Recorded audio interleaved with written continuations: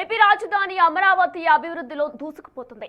భూములు ఇచ్చిన రైతులు ఆనందపడుతున్నారు. రాజధాని రూపురేఖలు మారుతున్నాయని చర్చ నడుస్తుంది.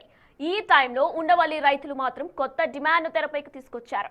ల్యాండ్ పూలింగ్ నుంచి తమ గ్రామాన్ని మినహాయించాలని డిమాండ్ చేస్తున్నారు. ల్యాండ్ పూలింగ్ మాకు వద్దంటూ కలెక్టర్కు వినతి పత్రం ఇచ్చారు. సీడ్ యాక్సెస్ రోడ్డుకు, కొండవీటి వాగు విస్తరణకు అవసరమైన భూమిని ఇస్తే తమకు ఇంటికో ఎకరం మాత్రమే మిగులుతుందని వాపోతున్నారు. మన ఊర్లో మనం ఉండేటప్పుడు సీఎం గారు మా ఊర్లో ఉంటున్నారు. మా ఊరికి ఏం అభివృద్ధి చేశారు ఇంతవరకు అది చెప్పండి. సరే, ల్యాండ్ పూలింగ్కి ఇచ్చారు రైతులు. ఆ గ్రామాల్లో ఒక రైతన్నా ఒక బిల్డింగ్ కట్టాడా ఈ రోజు వరకు? కట్లా. వాళ్ళకి మౌలిక వసతులు మాకు శాఖమూరులో 10 ఎకరాల భూమి ఇచ్చామండి. మేము ల్యాండ్ పూలింగ్కి ఇచ్చాం. మా ప్లాట్లు ఈ రోజుకి అతిగతి లేదు, అలాగే ఉన్నాయి. వాటర్ ఫెసిలిటీ లేదు, డ్రైనేజ్ ఫెసిలిటీ లేదు. మెరకల తోలి మీకు డెవలప్ చేసి ఇస్తామని చెప్పారు, అది జరగల. ఇప్పుడు లోతైన ప్రాంతం ఉండవల్లి, అలాంటి ప్రాంతాన్ని తీసుకొని మీరు కొండవీటి వాక్కి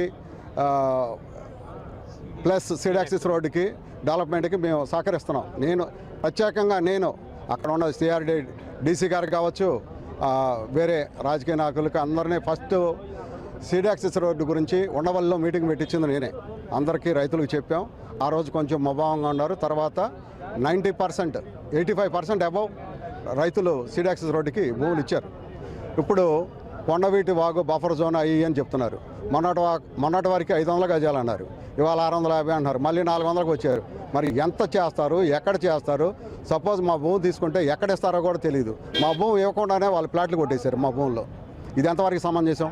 మా ప్రధాన డిమాండ్ ల్యాండ్ పూలింగ్ నుంచి, ల్యాండ్ ఎక్విజిషన్ నుంచి ఉండవల్లి గ్రామాన్ని మినహాయించాలి. మిగిలిన వాళ్ళకి ఏది చేయాలన్నా మేము సహకరిస్తానికి సిద్ధంగా ఉన్నాం రైతుల తరఫున.